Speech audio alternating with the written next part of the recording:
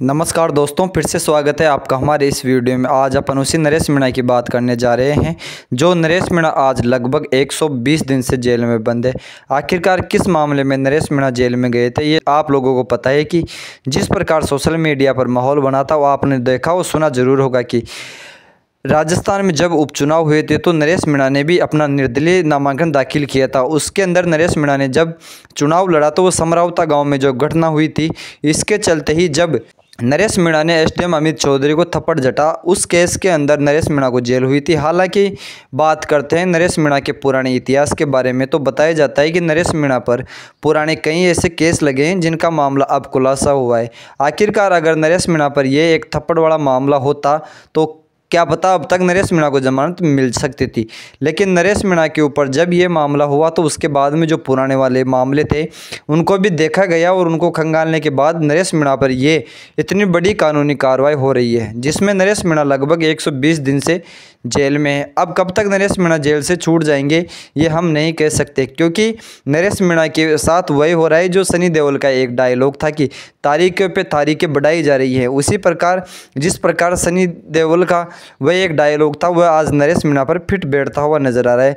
नरेश मीणा की जमानत को लेकर कई बार नरेश मीणा कोर्ट में पेशी हुए, नरेश मीणा को कोर्ट से अब तक जमानत नहीं मिली। यूँ कहे कि नरेश मीणा को अभी तक कोई ऐसी रात नहीं मिली जिससे वह खुश हो। लेकिन अब कहा जा रहा है कि नरेश मीणा को आज 12 मार्च 2025 को जमानत मिल सकती है। हालांकि हम इस चीज़ का खुलासा नहीं कर सकते, लेकिन जब हमने सोशल मीडिया पर जांच पड़ताल की तो सोशल मीडिया पर नरेश मीणा के समर्थकों के पेज व मीणा समाज के बड़े बड़े चैनलों पर इस चीज़ का दावा किया जा रहा था कि 11 तारीख को नरेश मीणा की कोर्ट में सुनवाई होगी, उसमें भी नरेश मीणा को जमानत मिल जाएगी। लेकिन 11 तारीख को तो किसी कारण चलते वक्त नरेश मीणा की सुनवाई हुई लेकिन पूरी नहीं हुई पाई। उसके बाद ही में तारीख बढ़ाकर 12 मार्च 2025 को नरेश मीणा में आज कोर्ट में सुनवाई हुई, लेकिन अभी तक नरेश मीणा को जमानत नहीं मिली। तक जमानत मिल जाएगी इसके बारे में हम नहीं कह सकते, लेकिन जिस प्रकार सोशल मीडिया पर माहौल देखने को मिल रहा है या नरेश मीणा के समर्थकों को, समाज के कई गणमान्य लोगों का व नरेश मीणा के जो समर्थक नेतागण थे उनका मानना है कि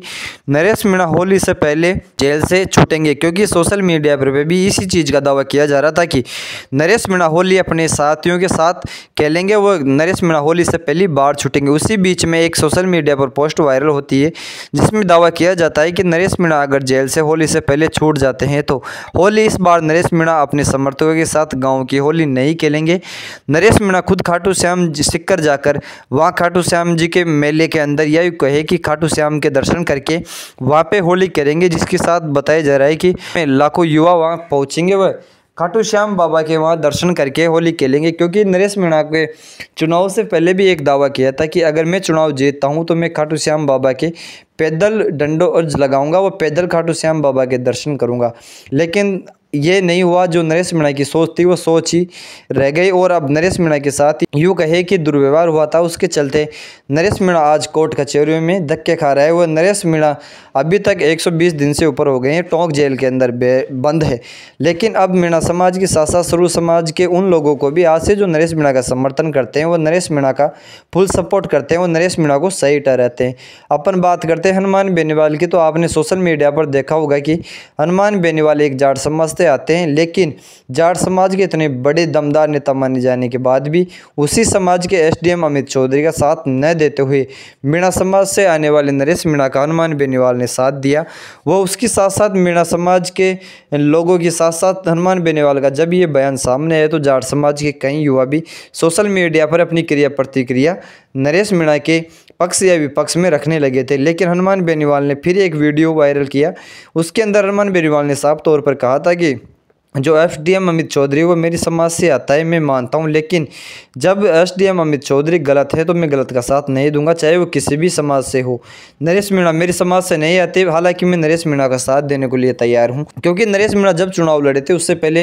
हनुमान बेनीवाल के पास पहुंचे थे, वह हनुमान बेनीवाल से राय किया था कि मैं चुनाव लड़ता हूँ, तो हनुमान बेनीवाल ने भी उस टाइम नरेश मीणा का सपोर्ट किया था। लेकिन ये मामला होने के बाद नरेश मीणा आज 120 दिन से जेल में बंद है, अभी तक नहीं छूट पा रहे। हालांकि 12 मार्च शाम तक आस लगाई जा रही है कि नरेश मीणा जेल से छूट जाएंगे, लेकिन कुछ कह नहीं सकते कि नरेश मीणा जेल से छूटेंगे या नहीं। अब कब तक नरेश मीणा छूटेंगे ये कह नहीं सकते, क्योंकि जो सोशल मीडिया पर दावा किया जा रहा था कि 12 तारीख को नरेश मीणा छूटेंगे, अगर आज नरेश मीणा नहीं छूटते हैं तो नरेश मीणा होली के बाद में ही छूटने की संभावना है, तो वह दावा झूठे साबित होंगे। लेकिन हम आपको बताने की कोशिश करते हैं कि जिस प्रकार सोशल मीडिया पर माहौल देखने को मिल रहा है, वो नरेश मीणा के बड़े बड़े समर्थकों नेताओं ने बयानबाजी कर रखी है। अब लगता है कि नरेश मीणा 120 दिन जेल में रहने के बाद अब जल्दी ही जेल से बाहर आएंगे। वो नरेश मीणा अपने समर्थकों के साथ साथ अपने गांव पहुंचेंगे, वो वहां पे सबको खुशी की खबर देंगे। लेकिन बताया जा रहा है कि भविष्य में नरेश मीणा कहीं से भी चुनाव लड़ते हैं तो नरेश मीणा को कोई